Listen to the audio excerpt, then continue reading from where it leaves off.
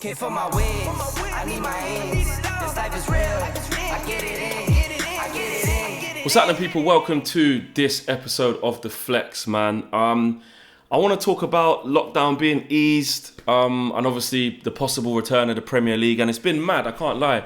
It's been really crazy. A lot of opinion out there. A lot of people saying there's no way they should be playing these games.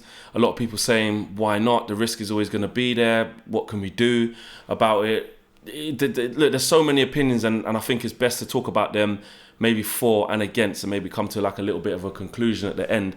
And obviously with what Boris Johnson's been saying in this country, which is the fact that next week, which is on Thursday, will be the end of our 6th week. They're going to start outlining plans to obviously ease the lockdown and stuff like that. Look, first of all, everything to do with football is going to be dictated by the government. If we get to next week, Thursday, and Boris Johnson says, boy, we're in lockdown for another 3 weeks, but then after that, the week after that and the week after that, we can slowly do that. That might fuck up all of the plans that the Premier League are going to look to do anyway. Do you see what I'm saying?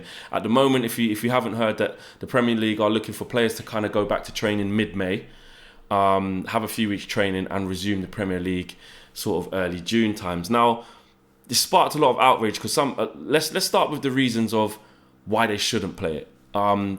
This is what I've seen out there. People saying that, okay, it's all about money. You're making players come back into an unsafe environment just for the love of others, really, just to keep us at home happy. Let's face it, that is what it is for. It's an entertainment industry. They entertain. Yes, they're athletes, but they're also paid hundreds of thousands of pounds, millions of pounds to perform at a level that entertains people. There's that issue. You've got the issue of the broadcasters, BT and Sky and other people all around the world who pay the Premier League money, which is, they can say, well, actually, you owe us 700 odd million back because there's still 90 games that you haven't shown yet. That's a sticking point. You've also got the sticking point that people are saying that it is going to be unsafe and it's unfair on the players. Like, you know, they've been in quarantine now, but it's like Sergio Aguero was saying that some players are now scared to come back. They're worried. And, you know, look, someone like, say, this is just me picking out names out the sky. Someone like, say, Brandon Williams, yeah, or Mason Greenwood and the real young players, or Martinelli at Arsenal, whoever it is, young players, yeah, who don't have big families, who don't have loads of people that depend on them, who maybe don't have children, they can't probably wait to get out of the house and play football. Do you know what I'm saying? Is Brandon Williams going to have the same priorities as, say, I don't know, a player who, like Wayne Rooney, who's maybe near the end of his career, who is at the end of his career, got a big family, got loads of other things to think about other than just football. I get that. Priorities are different. So if you ask Brandon Williams and the younger players, do you lot want to play? My gut feeling is that they're going to say, yeah, I want to get out, man. I want to play football. Do you know what I'm saying? I want to do my job. But then versus someone who's got a big family and maybe a lot more to think about or consider, they're maybe going to be more cautious. I understand that. The problem that I think that I've seen with this is this whole infatuation with the whole let's go back in September or let's go back in October. Fair enough, the risk might be reduced, yeah, but there's never going to be a 100% complete safe time to come back for me. Like, when is that? Do you know what I mean? When is that 100% time to come back? When is that? Because for me, if you come back in September, you can still catch coronavirus.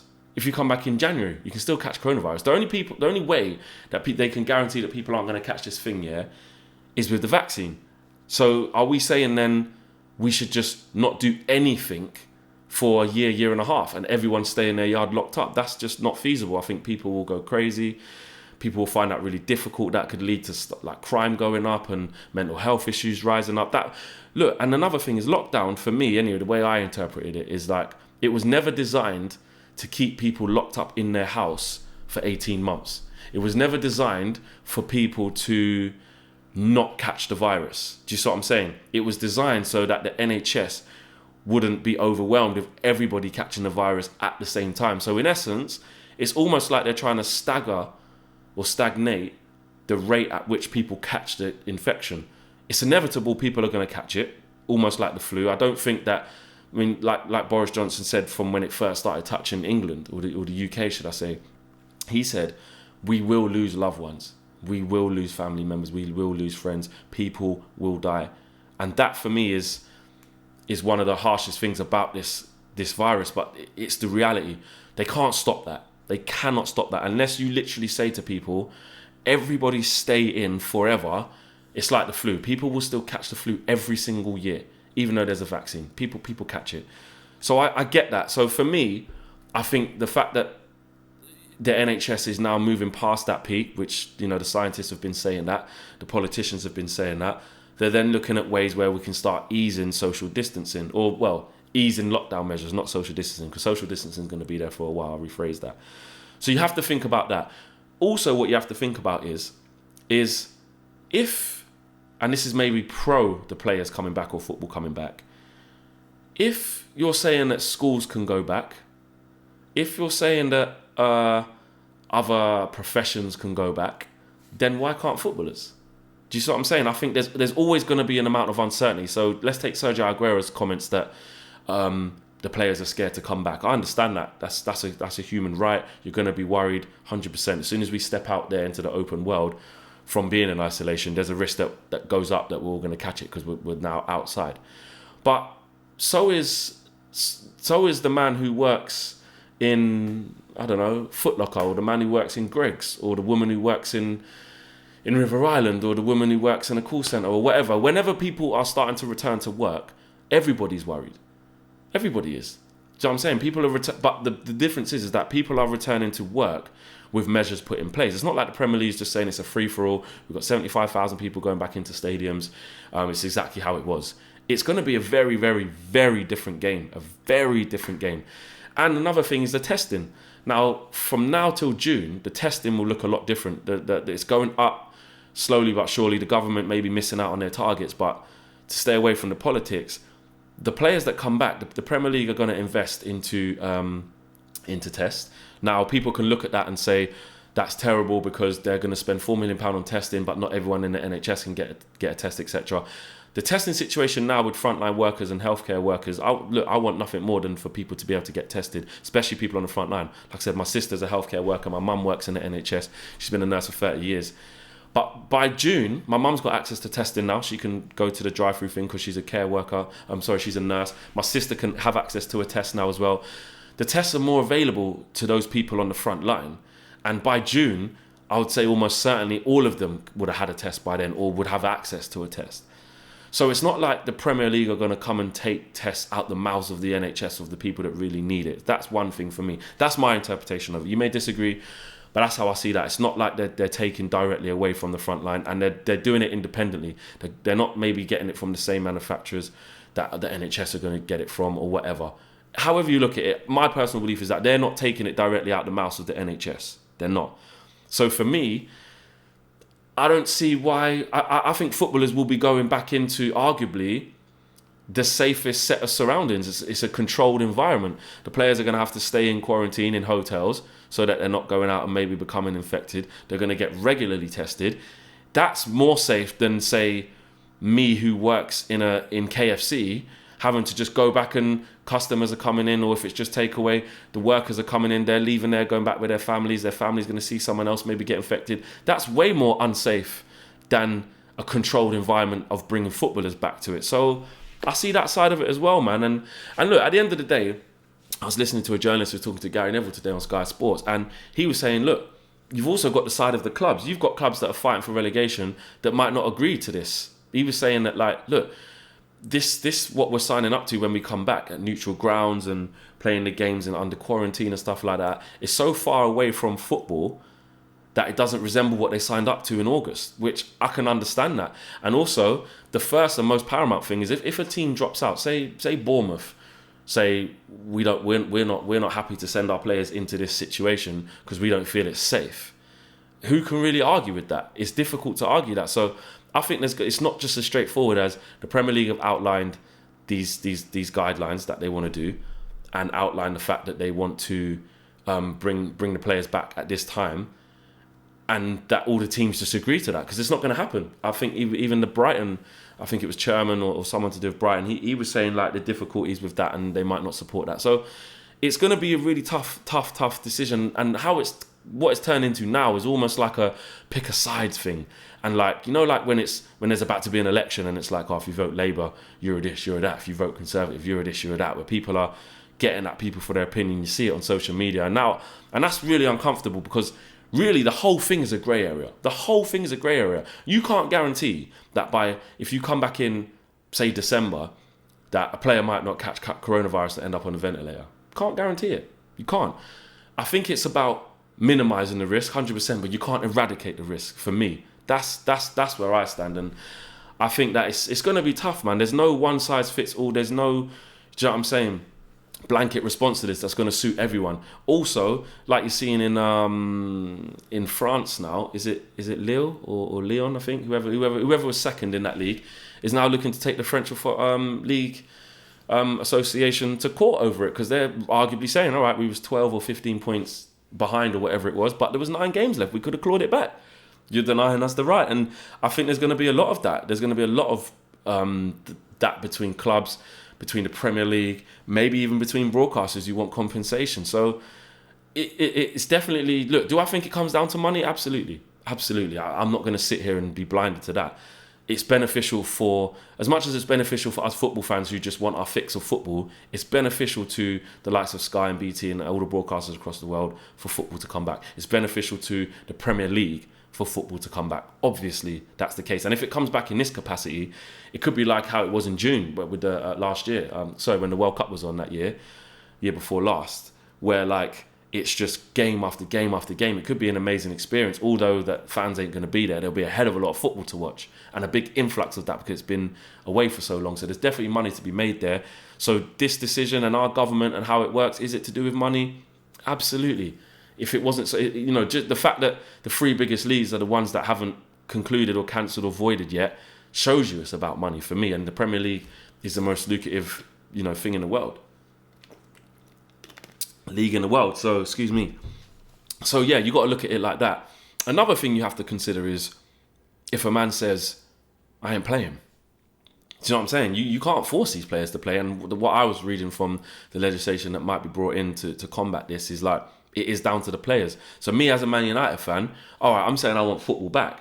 But say, this is just hypothetically thinking, if Pogba, Rashford, Martial, Wan-Bissaka and Bruno all say, nah, I don't want to play, mate. Sorry. I don't want to play. It's too risky. And then we're without our 5 best players. How does that work then? Do you know what I'm saying? If Man United as a club have favourably voted, to play the season, or we find ourselves in a position where the season's being played, and then 4 or 5 of our key players drop out and say, I ain't playing, it ain't safe, then what happens? We ain't really got a strong chance of achieving what we want to achieve. Or if the same thing happens to Arsenal or Chelsea, or if it happens mid-table, if it happens at the bottom of the league, where people are fighting for their survival, I get that. So in that sense, you could say it's easier just to cancel it because there's so many things that could potentially go wrong. I just think, look, eventually they're going to have to come to a conclusion, and I think it's going to be very difficult for the Premier League not to put plans in place if the government is allowing things to return to some form of normality. Look, the way people go back to work is going to be different. The way people go the way we live right now is different. The way we continue to live is going to be different for some time. We're not going to be able to go to football games till all next year. The life has to change with this. It doesn't have to stop. We have to make adaptations, which aren't, again, when schools go back, I worked in a school for 10 years. Do you know what I'm saying? I'm still closely linked to the school that I work in special needs. When they go back to school, which they're going to have to, because even Boris Johnson was talking about, we're going to talk about how to free up the schools and get kids back into education. When that happens, there has to be a change. Like the way that the school runs, they're going to have different year groups on different days. They're going to have a rota. They're going to have less kids in. They're going to have seating plans where social distancing can work. You know, I've got people in the family who work in office spaces. They're having emails from head office saying, look, when we return or when lockdown is eased, we're not all going to flock to the office. We're going to have a rota. We're going to sit 2 meters apart so less people have to be in the office. So it's the same with football. Football will have to change when it comes back. And that change may be that just in this period to get the season done. The players are going to have to be living in hotels for 8 games. The players are going to have to train differently in small groups with social distancing there. There's not going to be any fans there. Maybe all the broadcasters and the medical people, anyone who works at the stadiums to make it safe, or security or whatever, are now all going to have to be tested. There's going to have to be changes. So this thing of like, oh, you can't bring football back because it's not going to be the same as how it was. Well, life ain't the same as how it was. You can't expect football to just come back normally, because that means then you can't expect no form of life to come back normally. And then you may as well just say, all right, I tell you what, let's lock everything off for 18 months till there's a vaccine. Let's all stay in our house as we are now, where you can only go out for food and essentials and medication, and not do nothing till there's a vaccine then. Because if you want normality is 18 months away. Do you know what I'm saying? Let's really deep it. Normality is the best part of a year, maybe a year and a half away. So I think we need to come away from normality and accept that things aren't going to be normal for a while, because this pandemic has come. Look, things haven't been normal for a while. Look at what we've had to live under across the world. Look at what's happened across the world. This is not normal. Do you know what I'm saying? Forget normality for a while. We need to think of ways that are acceptable ways to adapt. That's where I'm coming from. I feel like I'm preaching here. You know what I mean? But that's where we're coming from, and it's gonna be a long time before we see normality. So to conclude, my thoughts on it, I see both sides.